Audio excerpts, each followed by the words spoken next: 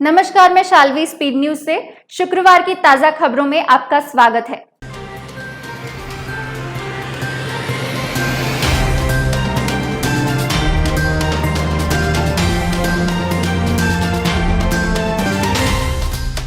सड़क परिवहन और राजमार्ग मंत्रालय ने एक अधिसूचना जारी की है जो नए मानदंडों के साथ केंद्रीय मोटर वाहन नियमों में संशोधन करती है।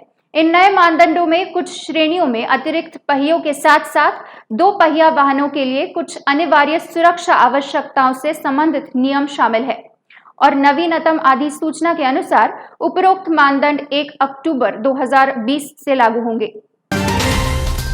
उत्तर प्रदेश में आर्थिक स्थिति को मजबूत करने के लिए सीएम योगी ने लॉकडाउन की वजह से नहीं चले यात्री वाहनों का 2 महीने का और मालवाहक वाहनों का 1 महीने का टैक्स माफ कर दिया है। मिली जानकारी के मुताबिक सरकार के इस फैसले से करीब 4 लाख यात्री वाहनों और 1.5 लाख मालवाहक वाहन मालिकों को राहत मिलेगी। हालांकि इससे उत्तर प्रदेश सरकार को 2040 करोड़ रुपए का आर्थिक नुकसान उठाना पड़ेगा। बीसीसीआई के शीर्ष सूत्रों ने ये जानकारी दी है कि बहुप्रतीक्षित इंडियन प्रीमियर लीग 19 सितंबर को संयुक्त अरब अमीरत में शुरू हो सकता है और इसका फाइनल 8 नवंबर को खेला जाएगा। आईपीएल संचालन परिषद की अगले सप्ताह बैठक होगी जिसमें इसे अंतिम रूप देने के साथ कार्यक्रम को मंजूरी दी जाएगी।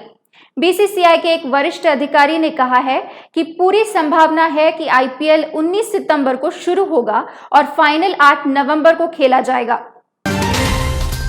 अभी हाल ही में वैजंती मूवीज ने अनाउंस किया था कि उसकी आगामी फिल्म में साउथ सुपरस्टार प्रभास और बॉलीवुड की नंबर 1 अभिनेत्री दीपिका पादुकोण पहली बार एक साथ नजर आएंगे। निर्माता सी अश्विनी दत्त, सह निर्माता स्वप्ना व प्रियंका दत्त द्वारा निर्मित इस फिल्म को नाग अश्विन द्वारा डायरेक्ट किया जाएगा। साइंस फिक्शन बेस्ड इस फिल्म में दीपिका पादुकोण को कास्ट करना निर्माताओं के लिए आसान नहीं था। जानकारी के अनुसार दीपिका इस फिल्म का हिस्सा नहीं बनना चाहती थी, लेकिन निर्माता उन्हें हर हालात में अपनी फिल्म में लेना चाहते थे। इस फिल्म के लिए दीपिका को 20 करोड़ रुपए दिए गए। देश की popular car maker company Maruti की वैगनआर अब और बड़ी होने जा रही है। हैचबैक पर बेस्ड नई 7 सीटर एमपीवी को कंपनी जल्द ही लॉन्च करने जा रही है। कंपनी इसमें एक्सटेंडेड व्हील वर्जन का इस्तेमाल करेगी।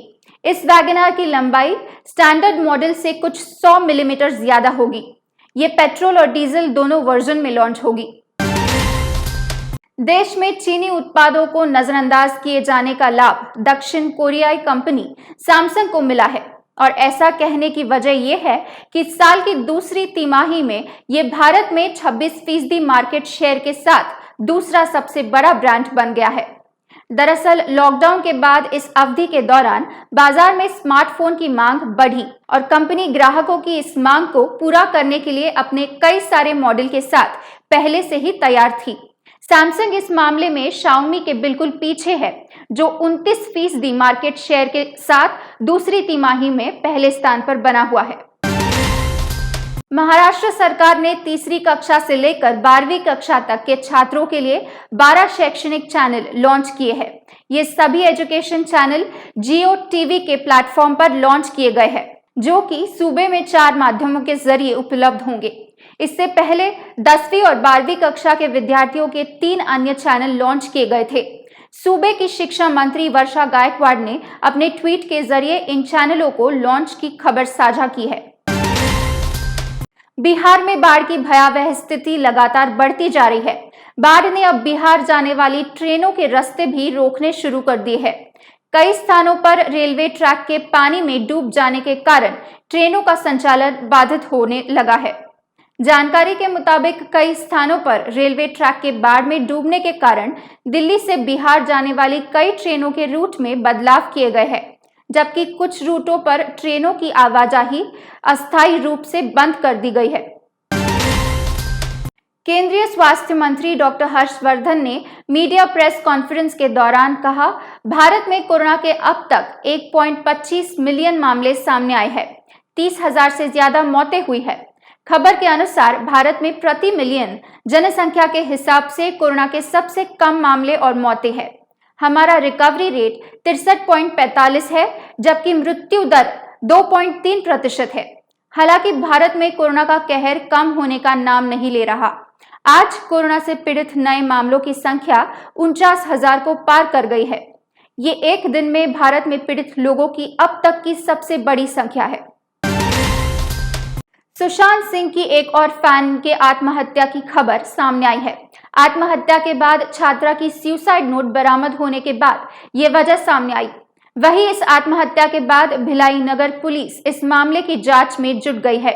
जानकारी के अनुसार आत्महत्या करने वाली छात्रा का नाम जे एंजेला है और वो 7वीं कक्षा की छात्रा थी। खबर है कि खुदकुशी से ठीक पहले छात्रा ने सुशांत सिंह राजपूत की फिल्म छिछोरे देखी थी। आज की खबरें यही समाप्त होती है। कल फिर मिलेंगे नई और ताजा खबरों के साथ। शुक्रिया।